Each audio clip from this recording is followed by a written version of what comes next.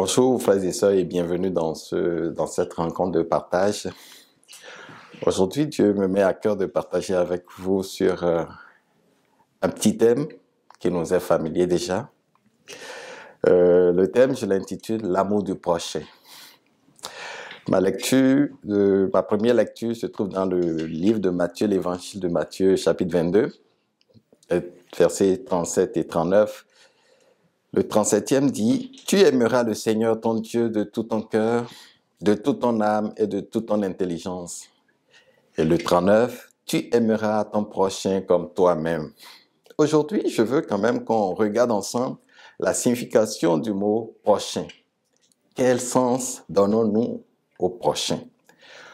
Pour bien cerner le sens du mot « prochain » dans notre société aujourd'hui, nous devons comprendre le sens que ce mot avait à l'arrivée de Jésus-Christ et la compréhension que Jésus en a donnée à ses contemporains et aussi à nous aujourd'hui.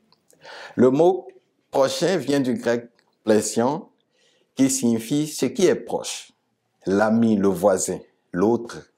Mais dans le contexte des Juifs, on peut le lire dans le livre de Lévitique, chapitre 19, le verset 13 et le verset 19, je ne vais pas le lire.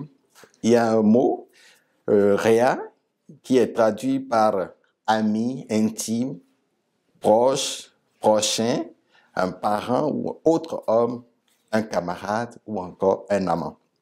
Alors, le prochain est utilisé dans le contexte juif pour désigner tout membre de la race hébraïque. Mais quel est le sens que Jésus donne du mot prochain? Jésus utilise la parabole du bon samaritain en Luc 10, du 30e au 37e verset pour donner sa définition de ce thème. Et en réponse à la question du spécialiste de la loi que je lis, Luc 10, verset 30 à 37, Jésus reprit. Un homme descendit de Jérusalem à Jéricho. Il tomba aux mains des bandits qui le dépouillaient, le rouaient de coups et s'en allaient en le laissant à demi-mort. Par hasard, un prêtre descendit par le même chemin. Il le vit et passa à distance. Un lévite arriva de même à cet endroit. Il le vit et passa à distance. Mais un samaritain qui voyageait arriva près de lui et fut ému lorsqu'il le vit. Il s'approcha et banda ses plaies et en y versant de l'huile et du vin. Puis il le plaça sur sa propre monture, le conduisit à une hôtellerie et prit soin de lui. Le lendemain, il sortit 2 deniers, les donna à l'hôtelier et dit « Prends soin de lui. Et ce que tu dépenseras en plus, je te le paierai moi-même à mon retour. » Lequel de ces 3 te semble avoir été le prochain de celui qui était tombé aux mains des bandits? Et au scribe de répondre, c'est celui qui a montré de la compassion envers lui. Jésus lui dit, va, et toi aussi, fais de même. Dans ce passage, qu'est-ce que nous remarquons? Jésus voulait répondre aux spécialistes de la loi qui avaient l'intention de le piéger, de le tenter. Mais Jésus lui a répondu par cette parabole qui est vraiment pleine de sens, où il montre que le prochain, évidemment, c'est le spécialiste même qui a fini par donner la définition. Le prochain est toute personne sans considération de race ou de religion, avec qui nous vivons, ou que nous risquons de rencontrer. Cela veut dire quoi? Même celui que nous rencontrons en chemin, que nous n'avons jamais connu, nous ne la connaissons pas d'une manière particulière, est aussi notre prochain. C'est fondamental. Alors, notre compréhension du prochain peut nous amener à limiter notre pratique de l'amour. Parce que n'oubliez pas, on parle de l'amour du prochain. Donc, de la manière dont nous comprenons le concept du prochain va déterminer la façon dont nous allons manifester notre amour envers ce prochain. Car si notre prochain se limite à notre ami, à notre voisin ou à celui avec qui on s'entend le mieux, cela montre que notre amour a une portée limitée. notre amour a une portée limitée. Parce que quand on regarde le sens que Jésus donne du prochain ici, c'est illimité. C'est sans limite. On n'a pas besoin de connaître de façon personnelle, de façon spéciale, une personne avant de lui témoigner de l'amour. Alors Jésus, voyant la limitation du prochain dans la pensée juive, est intervenu alors pour en rétablir le vrai sens. Il lève les barrières raciales et religieuses qui ne font pas partie de la loi. Parce que les gens en Israël se fondaient sur la loi pour appliquer leur amour, pour limiter l'exercice de l'amour. Et c'est ce qu'on voit dans la parabole. Si ce n'est, et même dans la définition du prochain selon l'idée juive. Mais Jésus dit non, ce n'est pas ça. Ça va au-delà. Ça va au-delà. De ce point de vue, qu'est-ce que nous pouvons retenir? Il faut dire que la plupart d'entre nous, chrétiens aujourd'hui, nous étions dans des conditions spécifiques, dans des conditions particulières. Nous avions un besoin à satisfaire. Nous avions un besoin de compassion, comme cet homme blessé qui était laissé à demi-mort par les bandits. Lorsque quelqu'un était venu nous parler de l'amour merveilleux de Dieu, nous avions ouvert notre cœur en son temps à cet amour et nous avons accepté le message de l'Évangile dans des conditions particulières. Donc, nous étions dans ce besoin et Dieu a vu notre besoin, a dû envoyer quelqu'un pour nous apporter le message. Et c'est ce message qui nous a restaurés, qui nous a redonné la vie, le sens de la vie. Donc, en général, nous avons une soif. L'homme a soif en lui, a soif d'une parole qui puisse lui apporter la restauration, qui puisse apporter la solution à son besoin de l'instant. Et dites-vous, toi et moi qui m'écoutez, vous et moi qui m'écoutez, Dieu nous a placés dans un environnement où il y a des gens qui sont là, des personnes, des proches, des amis, des voisins, ou encore, il nous mène sur un chemin où on rencontre des gens qu'on ne connaît pas, mais qui ont besoin d'écouter la parole de vie, qui ont besoin d'entendre une parole qui puisse répondre à leurs sollicitations, à leurs besoins, le besoin émotionnel qu'ils ont, le besoin spirituel qu'ils ont en eux en ce moment. Mais qu'est-ce qui nous empêche?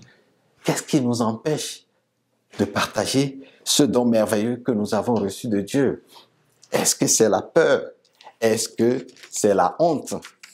Si c'en est la honte ou la peur, voici ce que Jésus dit dans Marc 8, verset 38. Il dit « Quiconque aura honte de moi et de mes paroles au milieu de cette génération adultère et pécheresse, le Fils de l'homme aura aussi honte de lui quand il viendra dans la gloire de son Père avec les saints anges. » Voilà qui est très clair.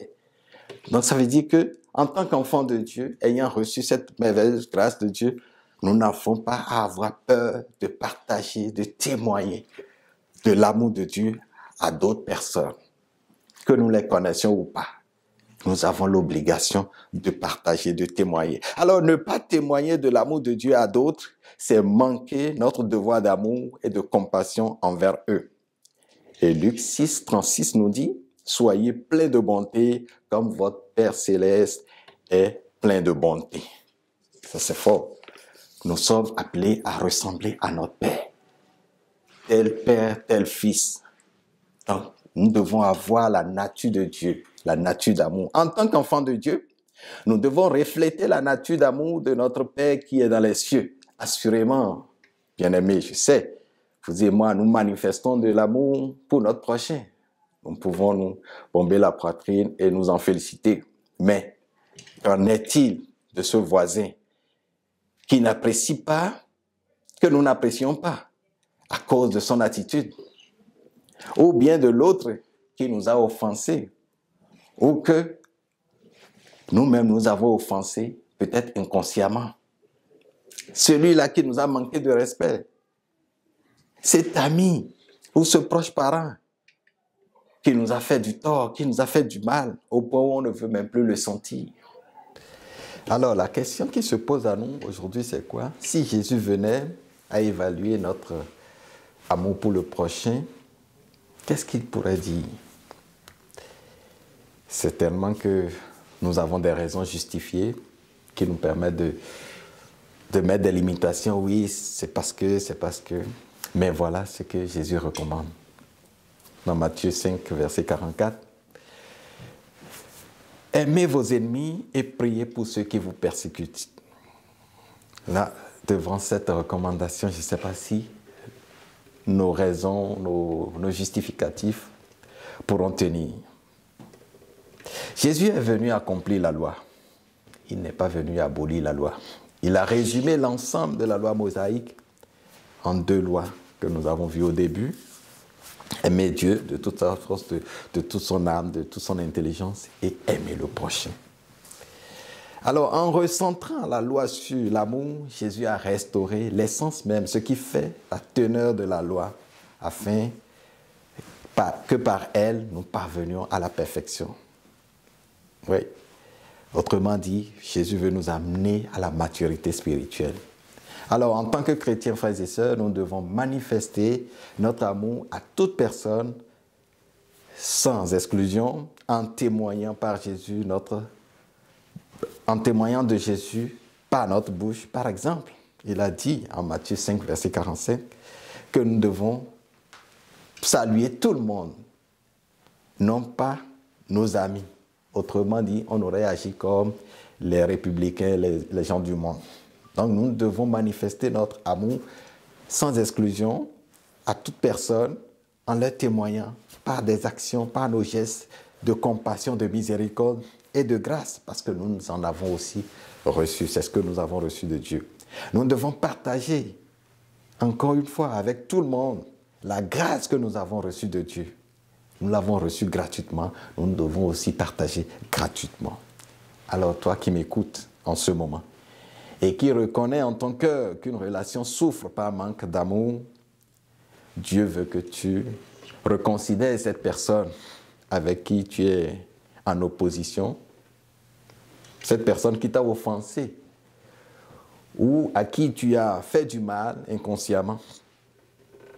Tu peux déjà dans ta position actuelle commencer par prier, comme la parole nous a recommandé. Commencez par prier pour cette personne dès cet instant. Et ensuite, tu vas la voir pour faire la paix avec elle. Ainsi, tu auras accompli la loi de l'amour. Matthieu 5, verset 48, Jésus nous dit, soyez parfaits, comme votre Père qui est au ciel est parfait. Nous sommes appelés à ressembler à notre Père. Nous devons revêtir la nature d'amour de notre Père. Et je veux prier que le Saint-Esprit nous remplisse et nous donne la grâce d'accomplir la volonté de Dieu en agissant par amour avec toute personne. Demeurons tous bénis en passant de merveilleux temps dans la prière en présence de notre Papa Céleste. Soyez bénis. Alors je veux m'approcher de Jésus. Est-ce que vous voulez vous approcher de Jésus? Amen. Alléluia.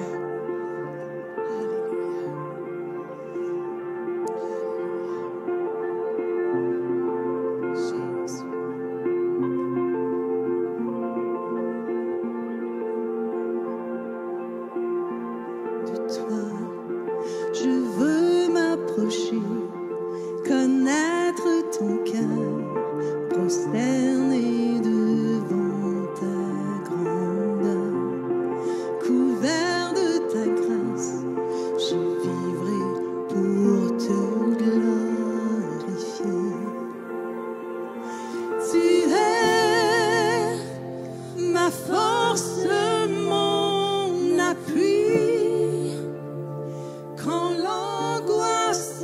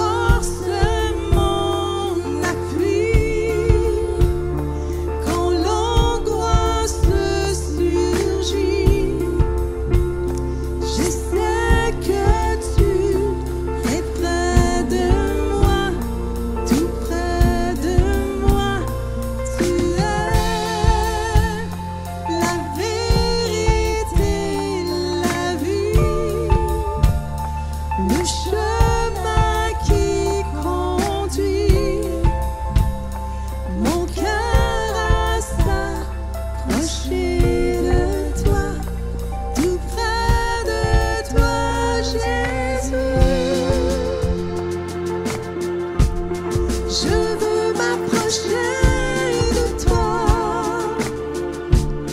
Je veux m'approcher de toi. Tout près de toi.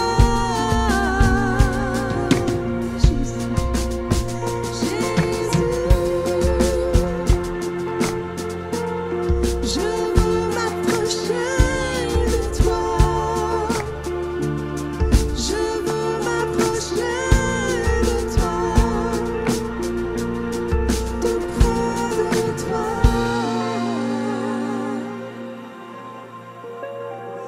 Tu es ma force, mon appui. Quand l'angoisse surgit, je sais que tu es près de moi, tout près de moi. Tu es la vérité, la vie, le chemin qui conduit. Mon cœur s'approcher de toi, tout près de toi, Jésus. Je t'offre tout de moi en réponse à la croix. Que ma vie serve à t'adorer de toute éternité. Adorons notre Dieu ce matin. Alléluia. Merci Jésus. Merci Seigneur. On veut s'approcher de toi.